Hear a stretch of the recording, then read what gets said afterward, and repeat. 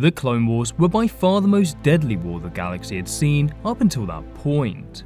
As we all know, war is a high-stress environment. While this can strengthen the bonds between individuals within a group, this can also lead to increased animosity towards others, particularly if they are seen as different or even sympathetic to an enemy's cause. Even among the genetically identical clones, this soon became the case. Many clone commandos and regs began to actively despise one another, with this division continuing well into the Imperial era. This video will briefly explore the differences between the two groups, as well as the flashpoints that led to increased divisions during the Clone Wars. But first, a quick reminder about the Where's Darth Jar Jar VF Saber giveaway, for those of you that missed it in a previous video. So far, an extremely small amount of people have entered, so I reckon you actually have quite a good chance of winning a beautiful VF Saber. The rules are pretty simple. I'm hiding an image or two of Darth Jar Jar in every video in this playlist here. There'll eventually be about 16 or 17 videos in total. Once you find him, give me an email or message on Instagram with the timestamps. Whoever finds the most Darth Jar Jars wins the saber. Best of luck guys, and may the best man win. Anyway, back to the video. To understand why the regs and clone commandos did not get on, we must first explore the Clone Commando project and how they differed from the regs and the ARC troopers. Shortly after the Kaminoans started building the secret clone army of the Galactic Republic, a special forces unit was designed to complement the operational efficiency of the new armed force. However, exactly how this would be done led to severe disagreements between Jango Fett and the Kaminoans. Jango Fett insisted that he train advanced recon commandos to fill this highly specialized role. The Kaminoans eventually accepted, but had little faith in Jango's ARC Trooper project, and so they compromised with Fett. The bounty hunter could train ARC Troopers personally, while the Kaminoans would go on to start the Clone Commando project. Similar to ARC Troopers, they would have greater independence and mental capacity than regular clone soldiers. However, the Kaminoans were deeply paranoid about giving their products too much freedom or independence. Thus, they were programmed to be much more loyal to the Republic and would execute orders without hesitation. As we shall see later on, this seemingly contradictory programming wreaked havoc upon the Clone Commandos' programming, and would ultimately cause many problems. Reflecting the culturally significant Kaminoan native Iowa hunting pods, the first group of commandos was split into squads of 4 clones known as pods. Besides undergoing flash training, the commando squads were divided between the Kaival Dar, and this would be the Kaminoans' big mistake. This group of professional mercenaries provided specialized training for the clone commandos, including teamwork, infiltrations, techniques of destruction, and assassination. But it was here that the clone commandos began to diverge from the rest of their brothers. Through the teachings of the Mandalorian mercenaries and their independent thought, the clone commandos began to heavily identify with the Mandalorian warrior culture. Many clone commandos saw their Mandalorian trainers as father figures, and would remain just as loyal to them as they did the Republic. Before the Clone Wars broke out, the regs looked up to the clone commandos and they were seen as almost a thing of legend. Some even believed that the Clone Commandos could win the war all by themselves. However, the Clone Wars would change everything. The Battle of Geonosis was a harsh wake-up call for both the regs and the Clone Commandos. Many had believed war to be honourable and noble. Some believed it would be over in a matter of days. The loss of so many on Geonosis soured the clones' view of noble warfare. Many lost faith in the Jedi, and some even doubted their loyalty to the Republic. As I explored before in this video, the Battle of Geonosis was the dumbest battle ever. The Jedi generals messed up on almost every single level. I won't go into too much depth here as we have previously spoken about it, but in brief, the Jedi used the clone army as though they were droids. Instead of placing them in defensive positions or using their overwhelming air superiority, the clones were marched across a flat plain to be slaughtered by incoming blaster fire. Despite only lasting a few hours, the casualty rates on Geonosis were among the highest of any battle of the whole war. The clone commandos were hit particularly hard.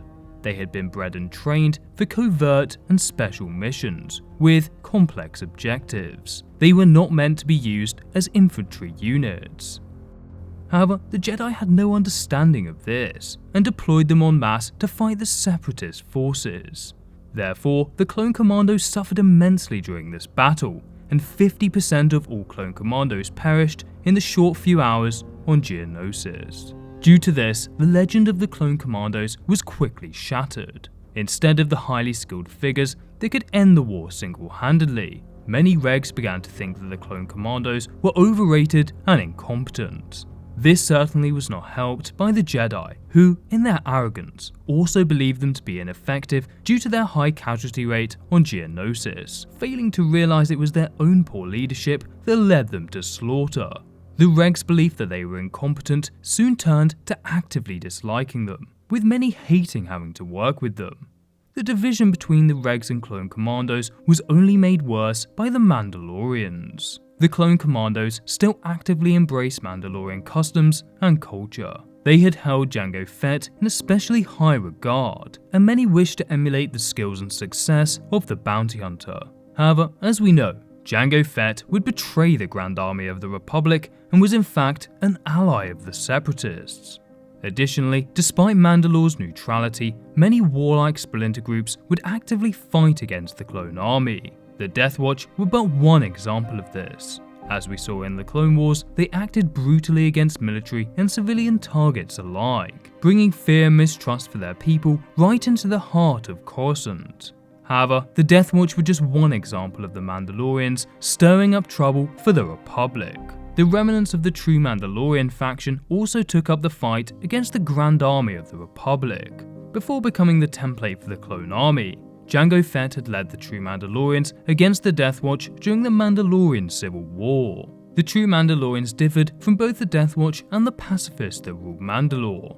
They believed the Mandalorian warrior culture should be embraced, but also thought that the chivalry and honor of the Mandalorians had been lost with the rise of Death Watch. While they were eventually defeated by Death Watch, who opposed their chivalrous philosophy, the idea of the true Mandalorians would live on through Jango Fett. The true Mandalorian way of thinking was instilled into the clone troopers and especially the Clone Commandos. This all culminated with a traitorous clone commando known as Alpha 02 secretly leaving the Grand Army of the Republic and rebuilding the true Mandalorians, naming himself Mandalore the Reclaimer. These Mandalorians would go on to fight for the Separatists, even leading an attack against the clones' homeworld of Commando. While they would be defeated, a large number of clones would die defending the Republic on Commando. In part due to this, many clones would reject their Mandalorian heritage, seeing them and Jango Fett as enemies of the Republic. Despite this, the Clone Commandos continued to celebrate Mandalorian culture, with the regs becoming highly distrustful of them. This was of course made worse by the fact that the true Mandalorian faction had been led by a traitorous clone commando. Some regs, such as the 2nd Airborne Company, were openly hostile towards the Clone Commandos. The company had lost many troopers to the Mandalorians, and saw the Commandos' adherence to the Mandalorian culture as at best offensive and at worst borderline treasonous. The rise of the Empire would only exacerbate the divide between the regs and the Clone Commandos. As the Bad Batch showed within the canon timeline, many Clone Commandos would refuse to follow Order 66, or would have deep reservations soon after. In fact, there was even an instance of a clone commander who fell in love with a Jedi Padawan, as I discussed in a previous video. Many of the clone commandos would straight up abandon the Empire, some becoming bounty hunters while others joined Mandalorian society.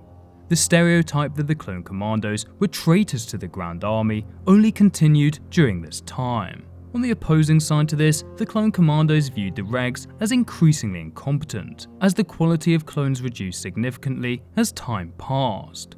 Which side do you agree with? Do you think that the regs were wrong to hate the Clone Commandos, or do you think it was justified? Let me know in the comment section below. If you want to learn about how a Clone Commando impregnated a Jedi Padawan, then click here. Or if you want to learn more about the Mandalorian clone rivalry, then check out this video. Thanks for watching guys, and as always, may the Force be with you.